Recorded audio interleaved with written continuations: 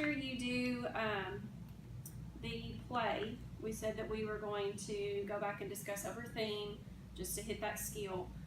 But then you have some closed reading and critical thinking questions that they're going to do. And once again, they're going to have to provide evidence for where they found their answer.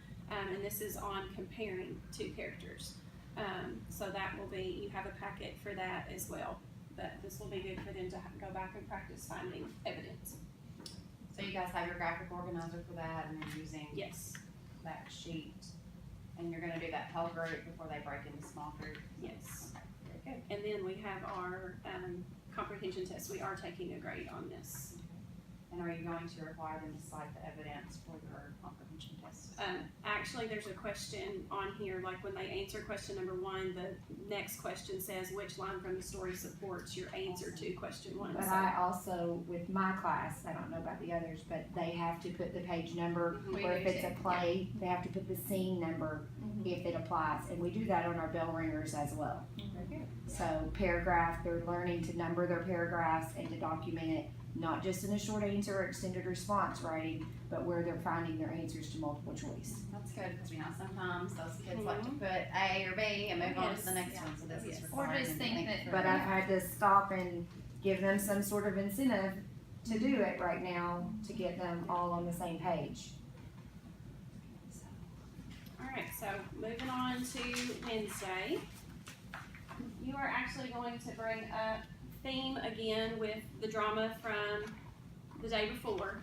And there is what happened at the beginning of the play. It has an actual question, like how does the prince feel about whatever at the beginning of the play and towards the end. You'll do that about both characters, Prince and Cambu, and then kind of come up with your own. I think that's really good because that page asks, they're really having to look at the character, so I think it's tying in character traits and theme because they have to figure out what the character thinks or does or says, which is how they analyze the character, and then they're using all of that to connect the dots to figure out the theme. And I like that you guys are still guiding them through this. You're not expecting them to know it on their own yet. You're guiding them, slowly and carefully with very good scaffolded instructions. You're doing a great job of that.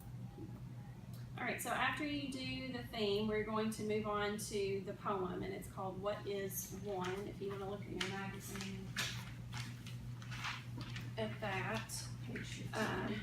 This also will build in the skill of theme, but then we can also go back and talk about how do we know this is a poem, the characteristics of a poem, things like that.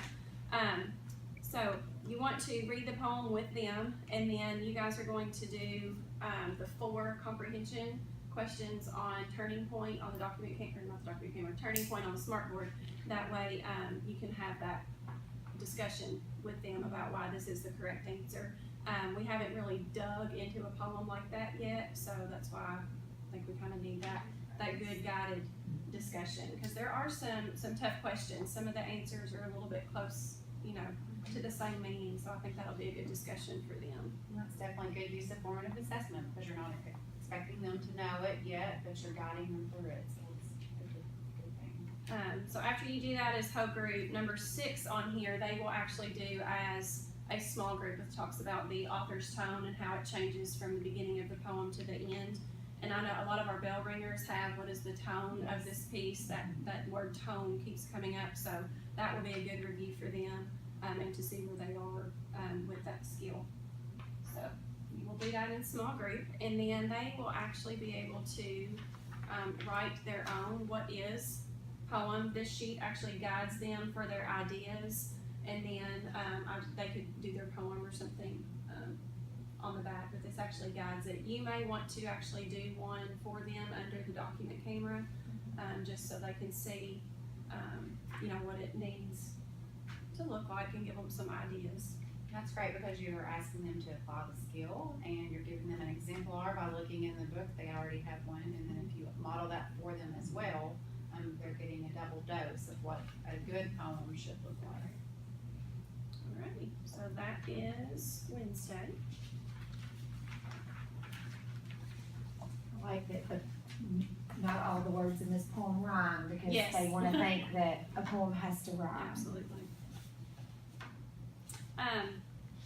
you will do your bell ringer Thursday, but then there's also, sections in the Storyworks, the vocab lab, where, like you said before, when we're working on context clues and vocabulary, it has the same word, 3 different times with 3 different meanings, so they will have to pick that out. You can do a table talk or something with those.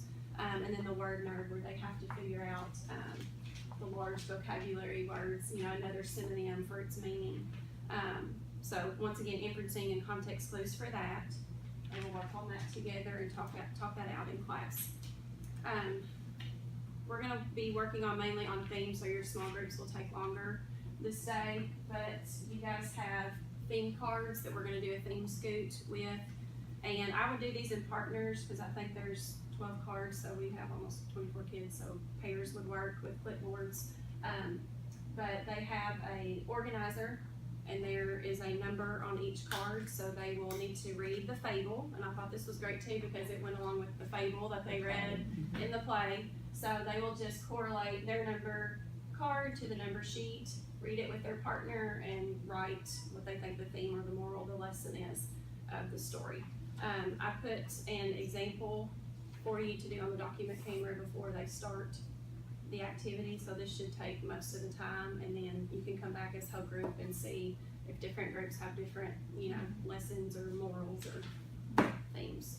And you guys are really using, best instructional practices for the modeling again, you're going through doing guided practice again with the kids, just reinforcing all those skills up until the end of the week, so you're doing a wonderful job with that.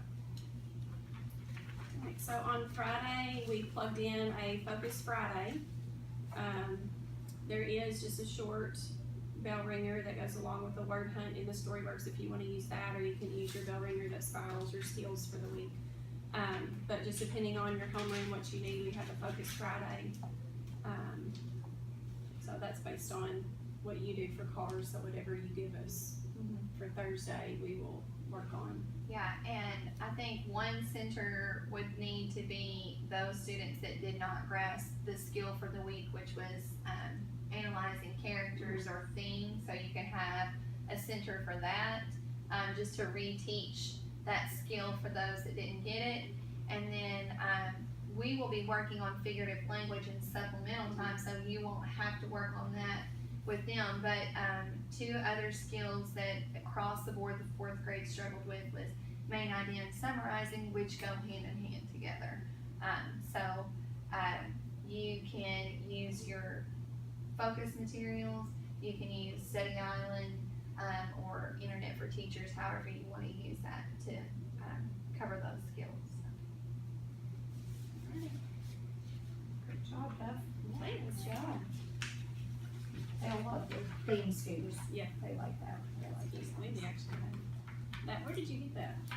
I don't really know where I got it from. I don't know if I guess, maybe I just typed in theme one day, was looking for some extra activities, and then found those just really short Aesop fables, so. You can always use help with those. Yeah. You always see those. Always, yes. You guys have done an awesome job again this week. Thank you. Run it on your own. Thank you.